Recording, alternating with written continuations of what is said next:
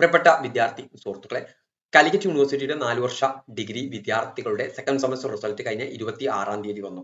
26-ാം തീയതി റിസൾട്ട് വന്നതിന് ശേഷം ഏറ്റവും കൂടുതൽ ആളുകൾ ചോദിക്കുന്നത് റീവാലുവേഷൻ എന്ന്. റീവാലുവേഷൻ കൊടുത്താൽ പാസ്സാകുമോ? റീവാലുവേഷൻ കൊടുത്ത് മാർക്ക് കൂടിയാൽ പൈസ തിരിച്ചു കിട്ടുമോ? ഫീസ് എത്ര? ഓക്കെ, ഇതുമായി ബന്ധപ്പെട്ട കാര്യമാണ് പറയുന്നത്. അപേക്ഷ എങ്ങനെയാണ് കൊടുക്കേണ്ടത് എന്ന് കൂടി ചോദിച്ചു. ആബിദ് ടോക്സിന്റെ പുതിയ വീഡിയോയിലേക്ക് സ്വാഗതം. ഈ വീഡിയോ നിങ്ങൾക്ക് ഉപകാരപ്പെടുകയാണെങ്കിൽ ഈ ചാനൽ ഒന്ന് സബ്സ്ക്രൈബ് ചെയ്യുക. സെക്കൻഡ് സെമസ്റ്റർ റീവാലുവേഷന് അപേക്ഷ ക്ഷണിക്കുന്നതുമായി ബന്ധപ്പെട്ട് ഇന്ന് ഞാൻ Calicut university Suvega help line നമ്പറിലേക്ക് വിളിച്ച സമയത്ത് ഇതുവരെ നോട്ടിഫൈ ചെയ്തിട്ടില്ല, അടുത്ത ദിവസങ്ങളിൽ നോട്ടിഫൈ ചെയ്യുമെന്ന് മാത്രമേ പറഞ്ഞിട്ടുള്ളൂ. അത് വിചാരിച്ചാൽ നാളെ തന്നെ നോട്ടിഫൈ ചെയ്തിട്ടുണ്ടെന്ന് ചോദിക്കണം. നോട്ടിഫൈ ചെയ്ത് കഴിഞ്ഞാൽ നമ്മൾ വളരെ കൃത്യമായിട്ട് അതിന്റെ കാര്യങ്ങൾ പങ്കുവെക്കുന്നതായിരിക്കും. അടുത്തത് റീവാലുവേഷന്റെ അപേക്ഷ കൊടുത്തു കഴിഞ്ഞാൽ പാസ്സാകുമോ? റീവാലുവേഷന് മുൻപൊക്കെ അപേക്ഷ കൊടുത്ത വിദ്യാർത്ഥികൾ പാസ്സായിട്ടുണ്ട്.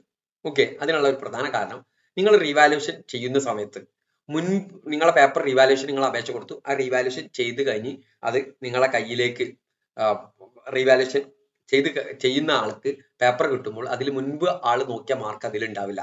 ആ ബോക്സ് നമ്മളെ പേപ്പർ എഴുതുന്നതിന് മുന്നിലുണ്ടല്ലോ മാർക്ക് ഇടാനുള്ള സ്കോർ ഷീറ്റ്, അത് എടുത്തതിന് ശേഷമാണ് റീവാലുവേഷന് അപേക്ഷ കൊടുക്കുക. പരീക്ഷാ പേപ്പറിൽ ഒരിക്കലും മാർക്ക് ഇടില്ല.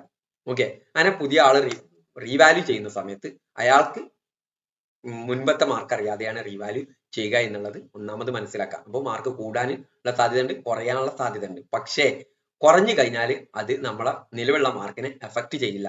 എന്താണോ ഇപ്പോൾ ഉള്ളത് ആ മാർക്കാണ് തൽസ്ഥിതിയിൽ തുടരുക. ഇനി ഒരു വിദ്യാർത്ഥി അപേക്ഷിച്ചു പാസ്സായി കഴിഞ്ഞാൽ നിങ്ങൾ അത് പാസ്സാവും, ഫെയിൽഡ് ആയി കഴിഞ്ഞാൽ നിലവിലുള്ള തൽസ്ഥിതി തന്നെ തുടരും. ഇനി റീവാലുവേഷൻ അപേക്ഷ കൊടുത്തിട്ട് മാർക്ക് കൂടിക്കഴിഞ്ഞാൽ പൈസ തിരിച്ചു കിട്ടുമോ? പൈസ തിരിച്ചു കിട്ടില്ല. ഇനി ഫീസ് എത്ര? മുൻപ് ഫീസ് 750 രൂപയായിരുന്നു. ഇനി നിങ്ങളുടെ ഈ സമയത്ത് കുറച്ച് മുമ്പ് ഒരു ഫീസ് കൂട്ടിയിട്ട് 5%.